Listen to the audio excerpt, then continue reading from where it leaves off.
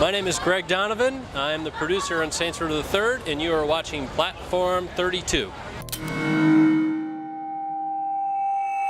When Saints Row came out in 2006, there were understandably comparisons made between it and the daddy of sandbox crime-em-ups, Grand Theft Auto. Even though the game lacked the polish of Rockstar's title, the over-the-top action ensured that Saints Row sold very well, and it wasn't long until gamers got a chance to revisit the town of Stillwater once again. Saints Row 2 burst into the shops in 2008, 6 months after the release of Grand Theft Auto 4, and boy did it make a refreshing change to the stale adventures of Niko Bellic. You see, although I enjoyed playing Grand Theft Auto 4, the realism of the world Niko inhabited was at times too close to reality to be fun. Mundane tasks that were meant to make the world more believable left me a bit cold. I was after the heady thrills found when rocketeering CJ around the desert in Grand Theft Auto San Andreas. Not for trips to play darts with an idiotic relative, or for trips to an internet cafe to read virtual spam. Saints Row 2, however still graphically inferior, had something GTA 4 didn't. It had a sense of humour, it didn't take itself too seriously, and it wasn't ashamed to say that the fantastic can be just as much fun as the realistic when it comes to modern day gaming. It's great to know then that the developers of Saints Row the Third have cleverly decided to improve on what makes Saints Row stand out amongst the giants of the gaming world. This time round, the Saints adventure is even more action-packed, even more imaginative, and best of all, it's completely and utterly batshit crazy! So what's going on with the Purple Pimps this time? I held Saints Row the Third senior producer Greg Donovan at gunpoint and threatened him with a kneecapping unless he spilled the beans. Oi, Donovan, talk! Saints Row the Third starts off with the Saints are at the top of their game. They have licensed out their image to lunchboxes, tennis shoes.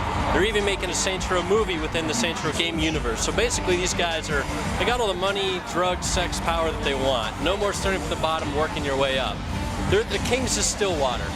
They rob a bank in Stillwater because old habits die hard, and unbeknownst to them, that bank is owned by the Syndicate.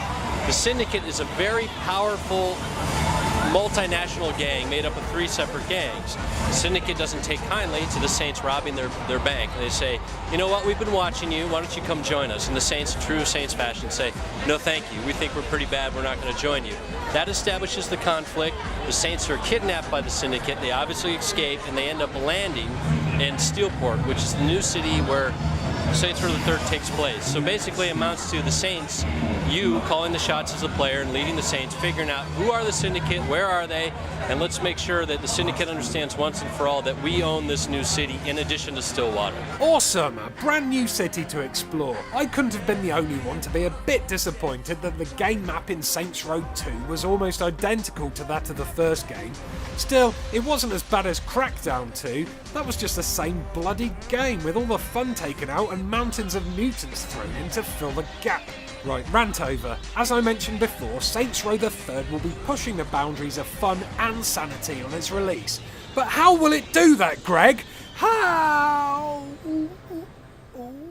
The Saints Row franchise is known for being over the top, and on Saints Row the Third, we're taking that vision and what we believe pushing the limit. For example, our philosophy is, why let players be equipped with a baseball bat when you can give them a giant purple dildo? It fits the universe, it's more fun, the games are all about more fun. That's the gestalt of this franchise. Another example is an airstrike. We give that early on in the game. We want players in the sandbox to have fun toys to play with right from the get-go. So you see this group of gang members out in the city, you could take them out with an AK-47, but you've got an airstrike, hell of a lot more fun to do. Let's give player choices and let's make sure that some of those choices are way over the top. So Greg, do you think that with all its crazy antics, Saints Row the Third will be more appealing to gamers than, say, a sandbox experience that tries to stay more true to life in its gameplay approach, like Grand Theft Auto 4 or maybe even LA Noire? We think that Saints Row is, it's a very unique game within the open world genre. And talking generally, games seem to be going in the more realistic direction. We're the antithesis of that. We're going 180 degrees away from that, and we think that players are going to actually respond very well to that, and they're going to want this type of game that is all about pure, unadulterated fun, nothing but a guilty pleasure, and we think they're really going to want to play those types of games. Saints Row 2 was big on customization and letting you create your own unique gangster. Will character customization still feature heavily in the game? Player choice, customization, creation, huge staple of the franchise. We're definitely keeping it in. We're putting in some new features that you haven't seen before. You'll see later in the campaign. Gang customization, a lot more options. I mean, basically, I'm a little biased, but I think it's the most robust customization feature I've seen in any video game, and players are not going to be disappointed. As a senior producer of Saints Row the Third, you must know the game inside out. After spending so much time with Saints Row the Third and its off-the-wall weaponry, what tool of destruction has emerged as your overall favourite? Well, I'd say his favorite weapon, we have a weapon that's called the remote control weapon, and basically what you can do is fire it at a vehicle, and then you take remote control of that vehicle, which is really fun when you start playing co-op, for example. If your buddy is flying in an airplane and you have a remote control gun, you fire the airplane, you take control of it, and you can actually make he or her smash and crash, and that's a lot of fun. It's very unique. It's something that just fits in the game perfectly. That actually sounds cool as hell.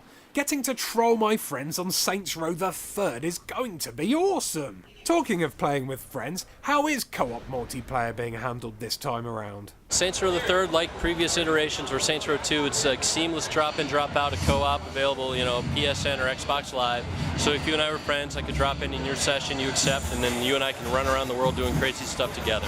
It was a model that worked very well for us in SR2, and we're not going to touch it. We think it works great. Finally, Greg, can you let me know when I'll be able to get to grips with a giant purple dildo in the comfort of my own home?